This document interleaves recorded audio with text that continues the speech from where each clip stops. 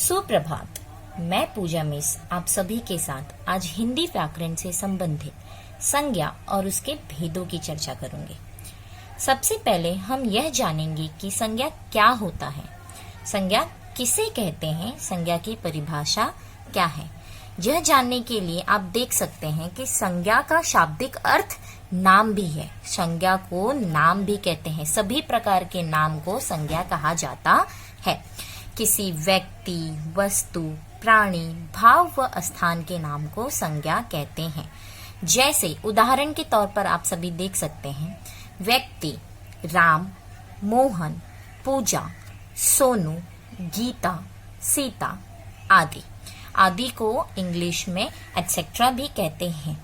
यहाँ पर अन्य नाम भी संज्ञा ही कहलाएंगे, जैसे पंकज, निखिल, आद्या। सभी व्यक्तियों के नाम संज्ञा कहलाएंगे। वस्तु पानी, फल, पुस्तक, कलम आदि। वस्तुओं में और भी जो वस्तुएं आती हैं, जैसे कि दरवाजा, पंखा, मेज, फूल, सभी प्रकार की वस्तुएं संज्ञा कहलाएंगी।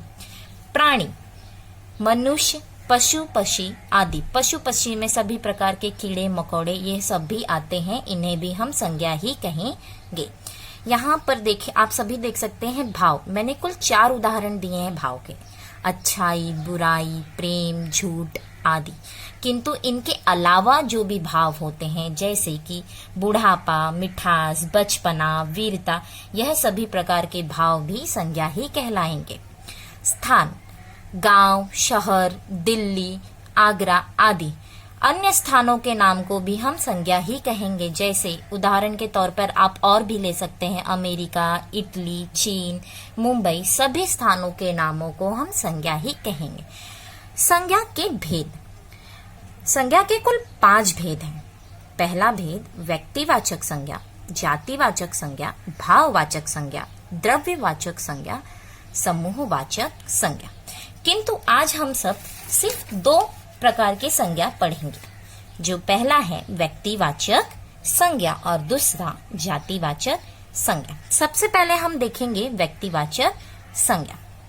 व्यक्तिवाचक संज्ञा जो शब्द केवल एक व्यक्ति, एक वस्तु या एक स्थान का बोध कराते हैं, उन शब्दों को व्यक्तिवाचक संज्ञा कहते हैं।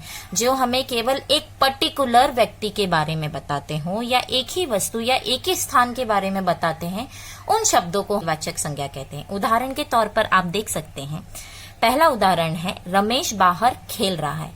इस वाक्य में हम एक व्यक्ति की बात कर रहे हैं, एक से ज्यादा किसी व्यक्ति की चर्चा नहीं की गई है, इसीलिए रमेश शब्द यहाँ पर व्यक्तिवाचक संज्ञा होगा। आप और भी उदाहरण देख सकते हैं, जैसे कि यहाँ पर है दूसरा उदाहरण, महेंद्र सिंह धोनी क्रिकेट खेलते हैं। यहाँ पर हमने एक ही इंसान के बारे में, एक ही व्यक्ति के बारे में बताया है कि महेंद्र सिंह धोनी क्रिकेट खेलते हैं। तो इस वाक्य में भी महेंद्र सिंह धोनी व्यक्तिवाचक संज्ञा कहलाएंगे। आप तीसरा उदाहरण देख सकते हैं, मैं भारत में रहता हूँ।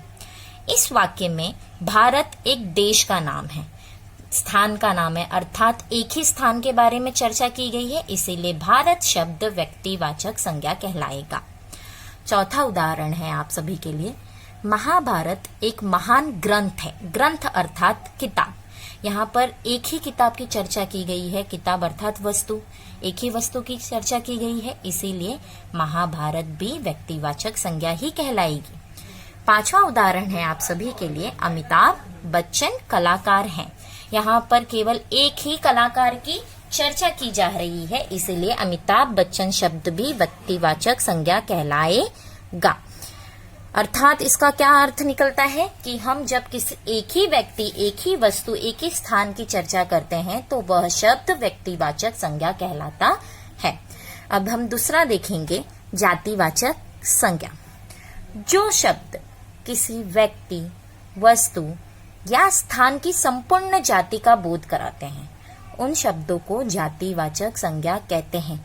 यहाँ पर जब पूरी जाति एक साथ आती है, किसी व्यक्ति की पूरी जाति, किसी वस्तु या किसी स्थान जिसमें किसी पर्टिकुलर एक चीज के बारे में नहीं बताया जाता है, उन शब्दों को जातिवाचक संज्ञा कहते हैं। उदाहरण के तौर पर आप देख सकते हैं, पहला उदाहरण है स्कूल में बच्चे पढ़ते हैं। यहाँ पर बहुत सारे बच्चों की चर्चा की गई है, केवल एक व्यक्ति की नहीं, एक वस्तु या एक स्थान की नहीं। यहाँ पर हमें एग्जाम्पल में बताया गया है कि स्कूल में बच्चे पढ़ते हैं, तो यहाँ पे बहुत सारे बच्चों की चर्चा की गई है, इसीलिए बच्चे शब्द जातिवाचक संज्ञा कहलाएंगे। दूसरा उदाहरण आप सभी के लिए है, बिल्ली चूहे खाती है। यहाँ पे भी संपूर्ण चूहे जाति का वर्णन है, इसीलिए चर्चा है, इसीलिए चूहे शब्द भी जातिवाचक संज्ञा कहलाएगी। तीसरा उदाहरण है आप सभी के लिए, पेड़ों पर पक्षी बैठे हैं। यहाँ पर हमने संपूर्ण पक्षी जाति का वर्णन किया है। यहाँ पर केवल एक ही पक्षी के बारे में नहीं बताया गया, किसी पक्षी का नाम नहीं है कि कौन सा पक्षी बैठा है, इसीलिए संपूर्ण पक्षी जाति के बारे में बताया गया है। यह पक्षी शब्द जातिवाचक संज्ञा कहलाएगी। मैंने स्वाध्याय के लिए कुछ प्रश्न आप सभी को दिए हैं। आप सब गृह कार्य में अपने प्रश्न को प्लीज हल कीजिएगा। धन्यवाद। आप सब देख सकते हैं कुल 8 प्रश्न मैंने आपको दिए हैं, 8 वाक्य हैं जो आप बैठकर घर पर हल कर सकते हैं।